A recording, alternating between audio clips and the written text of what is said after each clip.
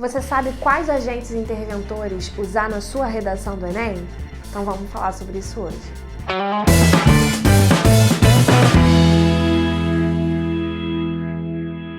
Oi gente, tudo bem? Hoje a gente vai continuar falando sobre a conclusão na redação, especificamente a redação do Enem. A gente viu na última aula de oficina textual que a conclusão da redação do Enem precisa obrigatoriamente terminar com uma proposta de intervenção.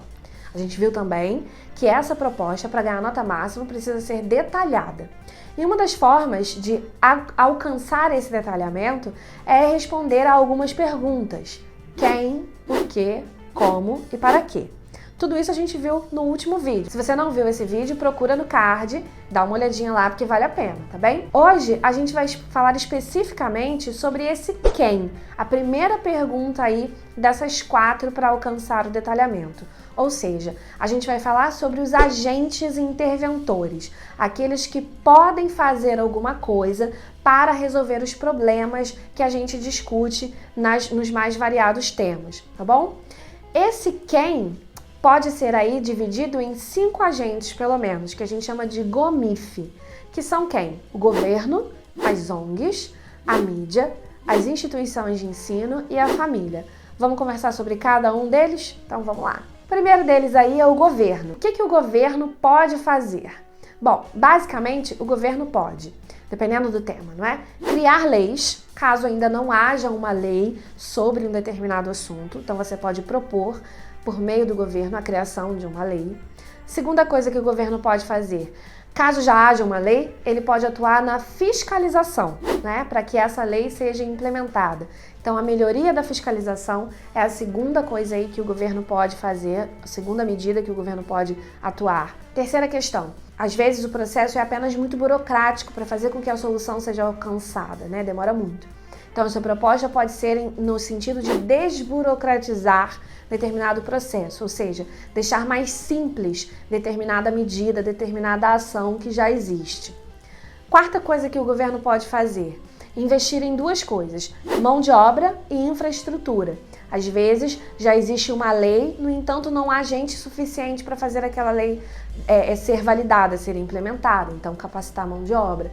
Às vezes já existe mão de obra, mas a mão de obra carece de recursos outros, então investir na infraestrutura para que essa mão de obra consiga trabalhar.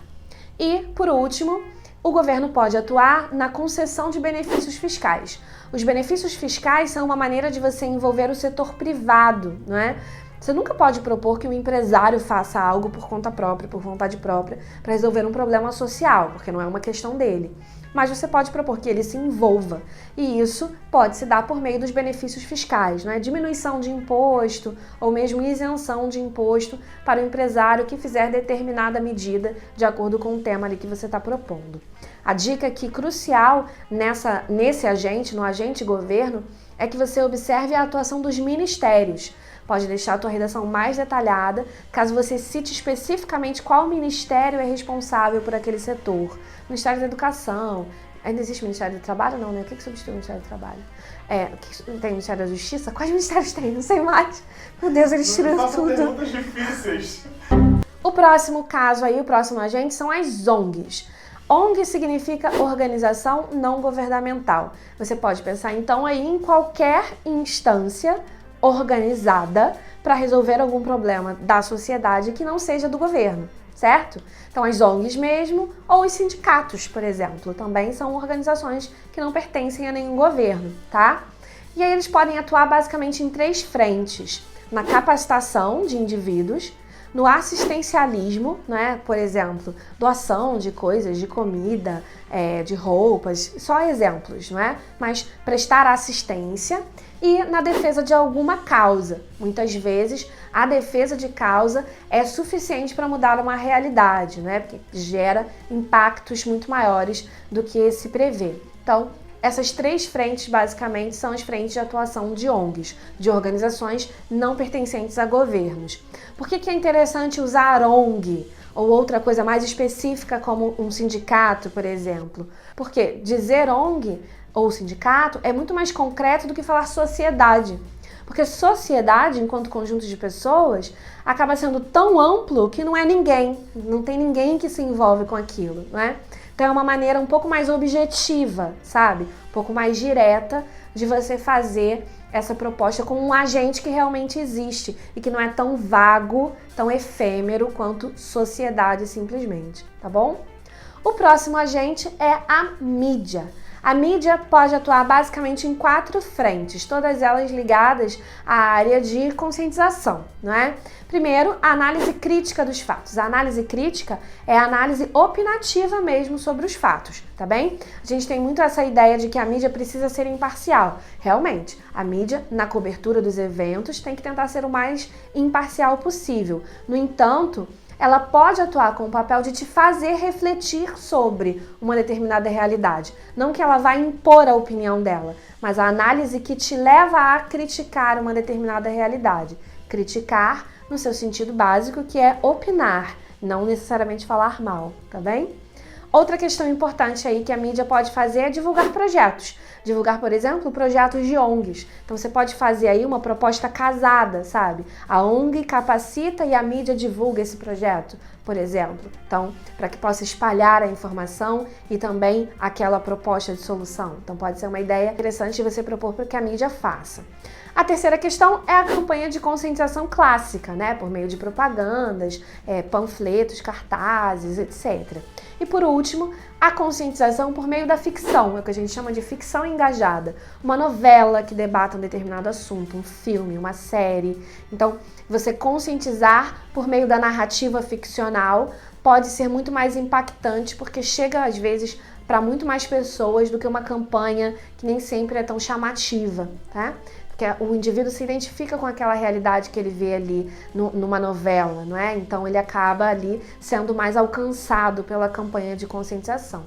Muitas novelas usam esse recurso. Então pode ser bastante interessante você propor na sua redação, porque foge do mais comum, né? O quarto agente é o que a gente chama de instituições de ensino, para poder dar uma resumida. Aqui, por instituições de ensino, a gente entende todas elas, desde a creche até a universidade, tá bem? Então, a instituição de ensino pode basicamente fazer 4 coisas. Você pode pensar em mais, a gente está falando do mais comum, né? Primeiro, a capacitação de professores. Você sempre pode propor que os professores sejam capacitados constantemente para que eles consigam educar em determinado viés, de acordo ali com o tema, né? Educar para formar pessoas mais reflexivas, por exemplo, educar para preservar o meio ambiente, enfim, qualquer que seja a área. Outra questão importante de pensar é a criação de novas disciplinas. Às vezes, a educação escolar não contempla determinada área, então você pode propor que se crie disciplinas para isso, sei lá, educação financeira, por exemplo. Se o tema envolver consumo, pode ser uma proposta. Outra questão interessante, aí a gente vai para o mais óbvio também, é a organização de palestras ou de oficinas, com o objetivo de capacitar, de conscientizar para determinado assunto. E por último, algo que se assemelha à ficção engajada, que é a criação de microcosmos. O que seria isso? A reprodução de uma determinada realidade dentro da escola, para poder ensinar não na teoria, mas numa, entre aspas, prática, né? Então, por exemplo, a questão da educação financeira que eu comentei, simular ali uma relação comercial entre os alunos. Então, vai criar uma feira, por exemplo, né? E cada um vende um produto, e aí o aluno vai aprender a lidar com a troca financeira, a troca do dinheiro, comprar, vender, e aí ele pode aprender uma série de questões, né? Dá para ensinar geografia, dá para ensinar matemática, enfim, dá para pensar em uma diversidade aí de assuntos que podem ser trabalhados. O importante é que essa ideia do microcosmos é de você reproduzir determinada realidade dentro da escola, de forma a ensinar pela prática e não pela teoria, como em oficinas ou palestras. E por último, o último agente é a família. A família, que basicamente tem 3 frentes aí de atuação. A primeira delas, a necessidade da presença maior dos pais e mães na educação dos filhos, né? Muitas vezes, eles simplesmente pagam pela educação e não estão acompanhando essa educação. Então pode ser uma medida aí a ser proposta. Outra medida, que esses pais têm que dar uma atenção maior, além da formação acadêmica, além de se preocupar se o filho sabe escrever e contar, se preocupar com a formação moral dessa criança. Então, se preocupar se ele é uma boa pessoa, por exemplo, né? Se ele não é racista, se ele não é homofóbico, se ele não faz bullying com os amiguinhos, essas questões. Outra questão, o equilíbrio entre liberdade e responsabilidade. Muitas vezes os problemas das pessoas é que elas são educadas com muita responsabilidade e aí elas não sabem lidar com a liberdade que têm, ou poder ter liberdade. E o contrário também é verdadeiro, é criado com muita liberdade e aí quando houve um não sabe também lidar com ele, não sabe ter responsabilidade. Então esse equilíbrio também é papel da família estabelecer. Uma observação importante. A família nunca pode ser usada como agente interventor sem antes que você tenha proposto a conscientização dela, porque não existe autoconscientização. Ninguém acorda um belo dia e fala: ai, preciso educar o meu filho para não ser racista. Ai, preciso educar o meu filho para ele usar camisinha nas relações sexuais. Não existe isso, não existe autoconscientização. Essa conscientização vem de fora.